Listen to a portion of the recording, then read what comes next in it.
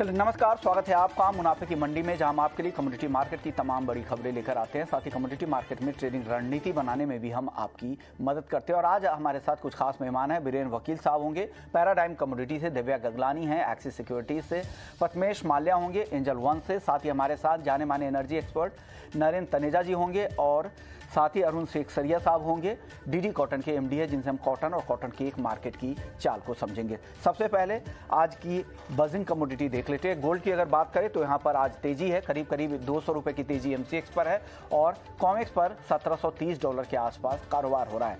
चांदी यहाँ पर भी आज खरीदारी दिख रही है, 400 रुपये से ज़्यादा की मजबूती एमसीएक्स पर चांदी दिखा रही है। 53,800 रुपये के ऊपर भाव है। कॉमेक्स पर $18.25 के बेहद करीब चांदी कारोबार कर रही है। क्रूड उत्पादन में कटौती का कल फैसला ओपेक प्लस की तरफ से हुआ। हालांकि वो मामूली कटौती था, 1 लाख बैरल का फैसला हुआ, लेकिन आगे किस तरह से फैसले होंगे इस पर आगे चर्चा करेंगे।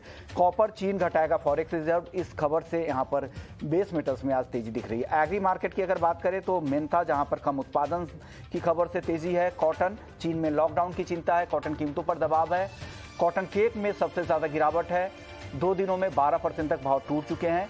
हल्दी, जीरा और धनिया तीनों ही मसालों पर आज दबाव दिख रहा है। चलिए अब बात कर लेते हैं कच्चे तेल की। हमारे साथ जाने माने एनर्जी एक्सपर्ट नरेंद्र तनेजा जी भी जुड़ गए हैं।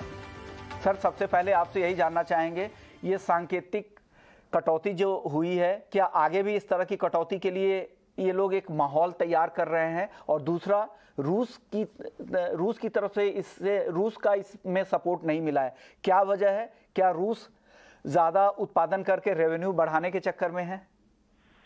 नहीं, देखिए, जो कटौती 1 लाख बैरल तो इसका कोई अर्थ नहीं बनता है। ये मुझे लगता है कि अंदर से कुछ देश चाहते थे कि भाई जो है वो कटौती की जाए, लेकिन सऊदी अरब जो सबसे बड़ा जिसका प्रभाव है, उन लोगों का उसका पूरी तरह समर्थन नहीं था। तो फिर बीच का एक बात हुई, चलो वही ठीक है, हम दुनिया कह रही है कि अमेरिका का दबाव है सऊदी अरब पे, कुवैत पे और इराक पे कि भाई जो कटौती जो है किसी तरह की ना की जाए और बल्कि कीमतें कम की जाए। तो इस बात को नकारने के लिए उन्होंने जो है बस जो है कह दिया हम 1 लाख की कटौती कर रहे हैं दुनिया को दिखाने के लिए। लेकिन हकीकत यह है कि अमेरिका का बहुत दबाव है सऊदी अरब पे, कुवैत पे भी है, इराक पे भी है, अबू धाबी पर भी है। तो कुल मिलाकर के इस वजह से जो है, दूसरी उनको भी पता है कि कहीं ना कहीं डिमांड को लेकर के अभी बाजार में काफी चिंताएं हैं कि डिमांड क्या नीचे जा सकती है, क्योंकि जिस तरह के पूरा डेटा निकल के आ रहे हैं। लेकिन मुझे लगता है कि ये कहीं ना कहीं जो है उसको सेटिस्फाइड करने की बात है। लेकिन जहां तक रूस की बात है, ओपेक प्लस रशिया जो है फिलहाल वो अभी बिखर गया है। रशिया जो है उसको अपनी चिंता है कि उसका जो उत्पादन है उसका बाजार वो कहाँ ढूंढे, क्योंकि धीरे धीरे सैंक्शंस जो है वो टाइट होती जा रही हैं और दिसंबर तक जो यूरोप के देश है बिल्कुल रूस से तेल लेना बंद कर देंगे। दूसरी तरफ जो बड़े G7 कंट्रीज हैं उनका कहना है कि रूसी जो तेल है उस पर एक प्राइस कैप लगा दिया जाए, अर्थात अगर कोई वहां से लेता है तो उसकी कीमत लगभग वही होगी जो ओपेक के देशों से होती है, तो रशिया से लेने का कोई फायदा नहीं होगा। तो कुल मिला के ये सारी जोड़ तोड़ चल रही है। उसके रहते हुए आप देख रहे हैं जो कीमतें कभी नीचे जा रही हैं, कभी ऊपर जा रही हैं। ना इसका कोई डिमांड सप्लाई से फंडा लेना देना है, ना यूक्रेन की सिचुएशन से लेना देना है। कुल मिला के ये कोशिश है अमेरिका की कि तेल के दाम बहुत ज्यादा ऊपर ना जाए और भारत को भी वो सूट करता है। और दूसरी तरफ जो है एक यूरोप में किस तरह की मंदी आएगी, कितना अभाव होगा, कितना अंधेरा होगा, तेल की कितनी कमी होगी, प्राकृतिक गैस की कितनी कमी होगी, इसको लेकर के जो है बहुत चिंताएं बढ़ रही हैं, अटकलें भी हैं, आशंकाएं भी हैं। लेकिन सही तस्वीर जो साफ होते होते मुझे लगता है अभी 4 हफ्ते का समय और लगेगा। ओके सर, नेचुरल गैस को लेकर आपको क्या लग रहा है? क्योंकि जिस तरह की तेजी यूके और यूरोपियन गैस में कल देखने को मिली थी और ओवरऑल भी काफी तेज है, ऐसे में क्या लग रहा है नेचुरल गैस का मार्केट कहाँ जाके सेटल होगा? नहीं, नेचुरल गैस जो है दरअसल चिंता का विषय वही ज्यादा है। तेल का क्या है, तेल अगर दुनिया में कहीं भी हो आसानी से उसे एक जगह से दूसरी जगह ले जाया जा सकता है, लेकिन प्राकृतिक गैस, नेचुरल गैस को ले जाना मुश्किल होता है। उसके लिए या तो आपको पाइप चाहिए, पाइपलाइन चाहिए, या LNG चाहिए।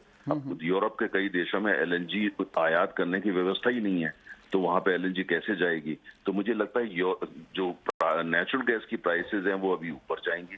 यूरोप में नेचुरल गैस की दिक्कत आने वाली है। यूरोप की अर्थव्यवस्था को परेशानी तेल से नहीं है, उनको जो है वो नेचुरल गैस से है। और पूरी दुनिया से आयात करने का प्रयास कर रहे हैं, लेकिन इतना आसान नहीं होगा क्योंकि वहाँ इंपोर्ट फैसिलिटीज कई देशों में नहीं, जिसमें जर्मनी भी शामिल है जो सबसे बड़ी अर्थव्यवस्था है। तो इसीलिए नेचुरल गैस की उपलब्धता को लेकर बहुत जो है परेशानी है और उसकी कीमतें जो है वो निश्चित रूप से ऊपर की दिशा में जाएगी। ओके, शुक्रिया सर, आपने वक्त निकाला हमारे लिए। चलिए आगे बढ़ते हैं और वायदा के एंगल से भी देख लेते हैं कि क्या करना चाहिए। हमारे साथ वीरेन वकील साहब भी हैं, दिव्या गगलानी हैं और प्रथमेश माल्या हैं। वीरेन सर, क्या लग रहा है आपको क्रूड और नेचुरल गैस के मार्केट में क्या करना चाहिए और किस तरह की चाल आगे दिखेगी? दोनों ट्रेड में फ्यूचर्स के हिसाब से नहीं करता हूँ। बहुत सारे ऑप्शन है, इसलिए इसको अवॉइड करना चाहिए। जो लोग ऑप्शंस कर सकते हैं वो स्ट्रेडल या कॉम्बिनेशन में जरूर कर सकते हैं। अदरवाइज प्लेन बैट जिसको कहते हैं, सीधा बाई किया या सीधा सेल किया, ये हेडलाइन मार्केट में और मार्जिन्स भी काफ़ी ऊंचे हैं इसके, मेंटेनेंस मार्जिन। ये देखते हुए मुझे ऐसा लग रहा है कि ऑप्शन के लिए ठीक है बट प्लेन बैट के लिए बराबर नहीं है मार्केट। आपको क्या लग रहा है, क्रूड और नेचुरल गैस में कोई रणनीति है क्या प्रथमेश जी आपके पास, ऑप्शंस में भी और फ्यूचर्स में भी, दोनों ही, क्रूड और एनजी? जी, मैं यहाँ पे वीरेन सहमति रखूँगा और मैं भी यहाँ पे में ट्रेड करने की सलाह दूंगा, फ्यूचर्स में ट्रेड करने की सलाह नहीं दूंगा। क्रूड में मेरे ख्याल से 6,800 तक का फॉल देखने को मिल सकता है और इसीलिए आपको 6,800 का पुट जो है वो बाय करने की सलाह होगी। 155 के आसपास ये मिल रहा है, वहाँ पे 105 का स्टॉप रहेगा, ऊपर में टारगेट 230 के लिए रहेंगे। सिमिलरली नेचुरल गैस में हालांकि रिस्क प्रीमियम जो है इस काउंटर के साथ में है, काफ़ी वोलेटाइल है ये काउंटर, बट फिर भी अगर ट्रेड पर्सपेक्टिव से देखें तो मैं यहाँ पे 670 का पुट बाय करने की सलाह दूंगा। सितंबर वायदा नेचुरल गैस का 36 रुपए के आसपास मिल रहा है, 30 रुपए का स्टॉप रहेगा, ऊपर में टारगेट 50 रुपए के लिए रहेंगे। ओके, क्रूड और एनजी दोनों में इनको लग रहा है कि यहाँ पे पुट बाई करना चाहिए, यहाँ पर गिरावट की संभावना लग रही है। 6800 स्ट्राइक की पुट आप क्रूड की खरीदे, 6800 के स्ट्राइक की, 155 में स्टॉप लॉस 105 का लगा ले, 230 का टारगेट आपको दिख सकता है। और नेचुरल गैस की भी पुट खरीदे, 670 के स्ट्राइक की पुट खरीदे नेचुरल गैस में, 36 रुपए के आसपास। यहाँ पर स्टॉप लॉस आपको 30 लगाएं, बिना स्टॉप लॉस के ट्रेड नहीं करें और टारगेट 50 का प्रीमियम यहाँ पर हो सकता है। 670 के स्ट्राइक की पुट खरीदनी है, दोनों में ही पुट की खरीदारी की सलाह दे रहे हैं। दिव्या, आपको क्या लग रहा है क्रूड और नेचुरल गैस में और क्या सलाह दे रहे हैं आप?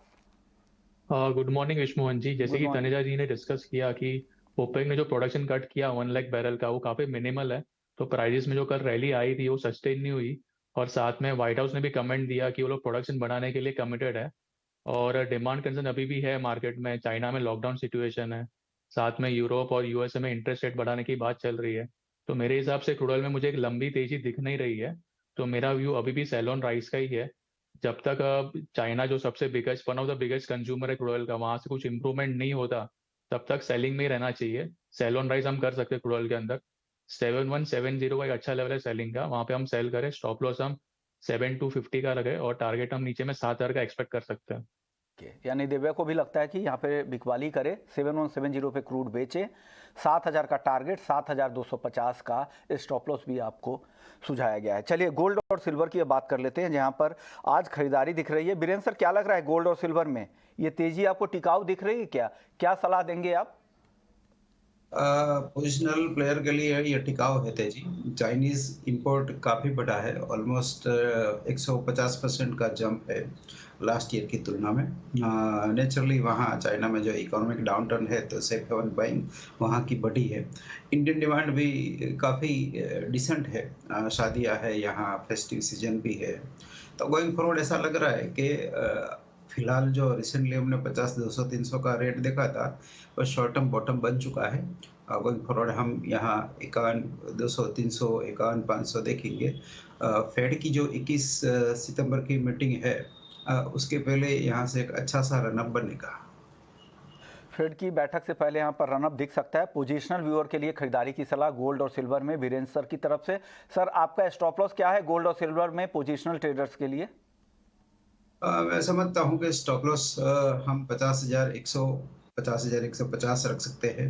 अपसाइड पहला टारगेट हम 51,200 रखेंगे, दूसरा 51,400, 500 के आसपास रखेंगे। ओके, और 50,100 से 50,150 के आसपास का स्टॉप लॉस आपको गोल्ड में लगाना है। और चांदी के लिए क्या स्टॉप लॉस है सर? सिल्वर फिलहाल मैं अवॉइड करूंगा, इसमें कैरी कॉस्ट ज्यादा है, ब्याज बदला जिसको बोलते हैं वो ज्यादा है, तो इसको बीट करना मुझे अभी सोचना पड़ेगा। कैश एंड कैरी जो करते हैं, मींस फिजिकल फ्यूचर लिया और फिजिकल चांदी लेकर फ्यूचर्स बेचा, उसके लिए अभी सेटअप का अच्छा मौका है। ओके, चलिए, ये भी हुआ है। अब प्रथमेश जी, आप क्या क्या नजरिया है गोल्ड और सिल्वर में, क्या सलाह दे रहे हैं आज ट्रेडर्स को आप? 50,000 के आसपास का बेस है, मैं वहाँ पे एग्री करूंगा। और अगर ट्रेड पर्सपेक्टिव से कुछ करना है तो 50,630 के आसपास तो आज के सेशन के लिए बेचने की सलाह रहेगी। 5780 का स्टॉप रहेगा, टारगेट नीचे में 50,290 के लिए रहेंगे।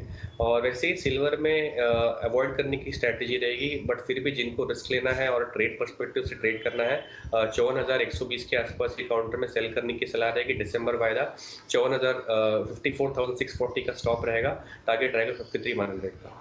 यानी आप रिस्क ले सकते हैं तभी ट्रेड करें, बेचना है। और दोनों ही काउंटर में स्टॉप लॉस भी बताए गए हैं, स्टॉप लॉस को आप फॉलो जरूर कीजिएगा। और बीरेन जी की जो कॉल थी वो पोजिशनल थी और ये इंट्राडे के लिए कॉल दे रहे हैं या 1 से 2 दिनों के लिए ये कॉल दे रहे हैं प्रथमेश जी। दिव्या, आपकी सलाह क्या है गोल्ड और सिल्वर पर? गोल्ड के अंदर हमने एक अच्छी खासी रिकवरी देखने मिली थी फ्राइडे को फॉल के बाद। 49,900 से 50,500 का भाव आया था। इकोनॉमिक डेटा जो आया था लास्ट फ्राइडे को, अनएम्प्लॉयमेंट रेट वो तो बढ़ के आया था 3.5% से 3.7%। तो यूएसए में जो जॉब मार्केट है अभी भी टाइट है, तो ऐसा एक्सपेक्टेशन की फेड जो ज़्यादा एग्रेसिव नहीं होंगे रेट हाइक के लिए। और साथ ही डॉलर इंडेक्स में भी हमें एक नरमी देखने मिली थी, जो कि 110 के ऊपर निकल गया था, अभी 109.50 के आसपास कारोबार कर रहा है। और यूरोप में भी एनर्जी क्राइसिस है, तो उसके वजह से मुझे लग रहा है कि सेफ हेवन डिमांड है वो वापस से बढ़ेगी और एक प्राइस को सपोर्ट करेगा। टेक्निकली 50,400 का एक अच्छा लेवल है, वहाँ पे हम बाई कर सकते हैं। स्टॉप लॉस हम 50,200 का रखें और टारगेट हम ऊपर में 50,700 का रख सकते हैं। और सिल्वर में भी हमें एक अच्छी खासी रिकवरी देखने मिली थी गोल्ड के साथ साथ। और मैं सिल्वर की बात करूँ तो सिल्वर जो अभी एक ओवरसोल्ड जोन में है और गोल्ड सिल्वर का जो रेशियो है वो भी 2 ईयर हाई पे है। तो एक शॉर्ट कवरिंग मूव एक्सपेक्टेड है करंट लेवल से। 53,500 का अच्छा लेवल है, वहाँ पे हम बाई करके चले। स्टॉप लॉस हम 53,000 का रखें और ऊपर में टारगेट हम 54,200 का रख सकते हैं। तो दिव्या की जो कॉल है उसमें स्टॉप लॉस जो स्क्रीन पे दिखे हैं वो उससे कंफ्यूज मत होइएगा। स्टॉप लॉस है इनका 50,200 रुपये का और 50,400 पे आपको खरीदारी करनी है और 50,200 के स्टॉप लॉस के साथ टारगेट है 50,700 का। और चांदी जो खरीदनी है 53,500 पे, स्टॉप लॉस यहाँ पे लगाना है 53,000 का और 54,200 का टारगेट है। जो स्टॉप लॉस है उसको ज़रूर फॉलो कर लीजिएगा। चलिए अब कॉटन और कॉटन केक की बात कर लेते हैं, क्योंकि कॉटन में भी कमज़ोरी दिख रही है और कॉटन केक तो काफ़ी गिर गया है। 2 दिनों से लगातार लोअर सर्किट पर बना हुआ है। हमारे साथ अरुण शेख सरिया साहब हैं, एमडी हैं डीडी कॉटन के। ग्राउंड पे इनकी मार्केट इंटेलिजेंस काफ़ी अच्छी है और कॉटन मार्केट पर अच्छी मजबूत पकड़ है इनकी। सर, सबसे पहले कॉटन की बात कर लेते हैं। कॉटन में क्या लग रहा है? घरेलू बाजार भी काफ़ी टूट चुके हैं। अगर मिड अगस्त की अगर बात करें, वहाँ से 6,000 से ज़्यादा भाव नीचे आ चुके हैं। 42,000 के ऊपर था, अब 36,000 के आसपास है अक्टूबर का वायदा। क्या यहाँ से और गिरावट आपको दिख रही है? नमस्कार जी। नमस्कार। जैसे मैंने पहले भी कहा था सुषमा जी, कॉटन प्राइसेस या एनी कमोडिटी प्राइसेस, जब तक इसमें डिमांड नहीं होगी बाजार में कोई बायर रहेगा नहीं। आज कॉटन में परिस्थिति ऐसी की ऐसी है। विश्व में कहीं पे भी यार्न की या कपड़े की या गारमेंट की या होम टेक्सटाइल की डिमांड बहुत कमजोर है, बहुत ज्यादा कमजोर है। यार्न एक्सपोर्ट जो हिंदुस्तान का मेनली बांग्लादेश और चाइना में होता था, 2/3 एक्सपोर्ट्स वहां होता था, वो मार्केट नहीं के बराबर है। तो मेरा ऐसा मानना है कि जब तक डिमांड में कुछ सुरसराहट नहीं आएगी या डिमांड में जब तक कोई पिकअप नहीं होगी, बाजार में गिरावट चलती रहेगी। अब कितना बाजार गिरता है वो देखने की बात है। बिकॉज आपका जो कहना है कि भाई ये काफी गिर गया है, बट अगर आप देखोगे 2 महीना पहले J34 का और गुजरात का कामकाज हुए थे, नवंबर डिलीवरी दिसंबर डिलीवरी के 63-64 हजार के। तो वो आंकड़ा पहुंचने में मेरे को कोई ताजुब की बात नहीं होगी अगर वो आंकड़ा वापस पहुंच जाए तो। बट साथ साथ में एक बात भी पक्की है कि भाई खाली मंदी में रहना भी ये बराबर नहीं होएगा। Because there lot of factors. अभी 1 महीना बहुत क्रूशियल है हिंदुस्तान के क्रॉप के लिए। आपकी वेदर का है, वेदर कैसा रहता है, आपकी हवाएं कैसी चलती है, और डिमांड की तो कोई बात ही नहीं है। बिकॉज डिमांड मेरे हिसाब से नेक्स्ट 1 महीना 2 महीना में पिकअप होने की संभावना बहुत कमती लग रही है। सर, तो बाजार में पाकिस्तान के क्रॉप साइज को लेकर क्या अपडेट है? क्या लग रहा है? जैसे यूएसडी की रिपोर्ट है कि करीब करीब 20% तक वहाँ क्रॉप साइज कम रह सकती है। क्या उसका बड़ा इम्पैक्ट होगा या वो मिनिमल होगा? सर, हिंदुस्तान में अगर आप बोलो पाकिस्तान के अंदर बाढ़ आ गई तो हिंदुस्तान का दाम बढ़ेगा, या यूएसए में क्रॉप में सूखा पड़ गया तो यहाँ का दाम बढ़ेगा, ऐसी संभावना मेरे को लगती नहीं है। क्योंकि आज पाकिस्तान गवर्नमेंट ने एकदम साफ इनकार कर दिया है कि हिंदुस्तान से वो कोई फूड की मदद भी नहीं रहेगी। तो मेरे को नहीं लगता है कि उससे कॉटन की कोई मदद लेने की कोई संभावना है। तो और वहाँ के दाम में क्या होता है क्या नहीं होता, वो हिंदुस्तान के दाम से कुछ फर्क पड़ने की कोई संभावना बिल्कुल भी नहीं है आज की तारीख में। बिकॉज यहाँ पे कपास फार्मर्स को माल बेचना है जी। आज अराइवल आनी है, आज अभी तो मुश्किल से 2-3 हजार गांठ की है। जब ये अराइवल आपकी 50,000, 1 लाख, 1.5 लाख गांठ की हो जाएगी रोज की, कौन संभालेगा? तो उनको तो माल बेचना पड़ेगा ना जी। सर कॉटन केक को क्या लग रहा हो गया है 2 दिनों से 6% का लोअर सर्किट, क्या कितना गिरेगा? और ये देखिए कॉटन केक जो हमारी सोच के अलग चल रहा है बाजार। बिकॉज अभी प्रोडक्शन भी नहीं है ज्यादा, अभी स्टॉक भी ज्यादा नहीं है, और ये भी नहीं है कि पशु लोग केक खाना छोड़ दिए है। तो ये क्यों घट रहा है, क्यों इसमें मंदी आ रही है, ये जरा समझ के बाहर है। पर मेरे को इसमें ज्यादा बाजार तालमेल नहीं है क्या वायदा और हाजिर में? क्योंकि वैसे भी एनसीडीएक्स वायदा को इसमें काफी गैप भी रहता है हाजिर में। क्या हाजिर में किस तरह के भाव है कॉटन केक के अभी? आप ये देखिए ना, अभी आप हाजिर में तो अभी कोई भाव माल ही नहीं है ना जी। तो हाजिर में क्या भाव बताऊंगा मैं आपको? जो भी जिनिंग चल रही है 2,000 गांठ की अराइवल है, 2-2,500 गांठ की अराइवल, तो उसमें तो कोई भाव देना कोई मुश्किल है। अभी जैसे कॉटन का भाव है, जुलाई अगस्त के अंदर कॉटन के भाव बहुत ऊपर थे वायदे के, तो फिजिकल भाव नीचे थे। तो वो तो डिमांड, वो तो जो एक्सचेंज में क्या पोजीशन है, किसकी कैसी वो है, उसके ऊपर था। बट कॉटन केक का ज्यादा गिरना ज्यादा संभावना कमती है। शुक्रिया सर, बाजार ज्यादा गिरेगा। ओके, शुक्रिया सर, आपने वक्त निकाला। वीरेंद्र सर, कॉटन केक पर आपका व्यू क्या होगा? 2 दिनों से लोअर सर्किट क्यों लग रहा है यहाँ पर एनसीडीएक्स पर? यहाँ कोई बायर नहीं है, स्पेशली जो मैच्योरिटी है सितंबर कॉन्ट्रैक्ट की एनसीडीएक्स की, इसमें सेलिंग प्रेशर काफी ज्यादा है। सही रिफ्लेक्ट कर रहा है एनसीडीएक्स का भाव? 2 दिन से इसमें हैवी सेलिंग दिख रहा है, क्योंकि अब ये ओल्ड क्रॉप का लास्ट मंथ है ये, और बीच में दिसंबर का जो कॉन्ट्रैक्ट होगा वो नई फिसल का होगा। तो कॉटन केक में सेल साइड प्रेशर काफी ज्यादा है। ग्वार की बात करते हैं, ग्वार और ग्वार सीड ग्वारगम में क्या लग रहा है? एक रिकवरी की कोशिश हो रही थी, जिससे मौसम विभाग का जैसे बयान आया था कि 1 आध हफ्ते वहां पर ड्राइनेस रह सकते हैं राजस्थान में, और यील्ड को लेकर भी थोड़ी चिंता है, ओवर ग्रोथ भी हुई है और हार्वेस्टिंग भी डिले हो सकता है। तो ऐसे तमाम फैक्टर्स आपको सपोर्टिव लग रहे हैं, या एरिया ज्यादा है, उत्पादन भी बढ़ने का अनुमान है, तो ग्वार पर दबाव भी रहेगा? आज के दिन में सभी एग्री प्रोडक्ट्स में बास्केट सेलिंग है। आप देखेंगे अगर तो जीरा, धनिया, हल्दी, हर चीज में सेल ऑफ है।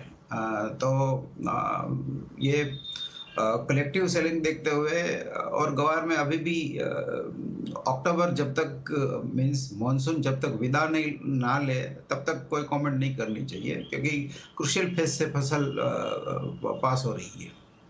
चलिए फटाफट से बेस मेटल्स की टॉपिक ले लेते हैं। प्रथमेश जी, वक्त कम है, टॉपिक आपकी क्या है बेस मेटल्स में?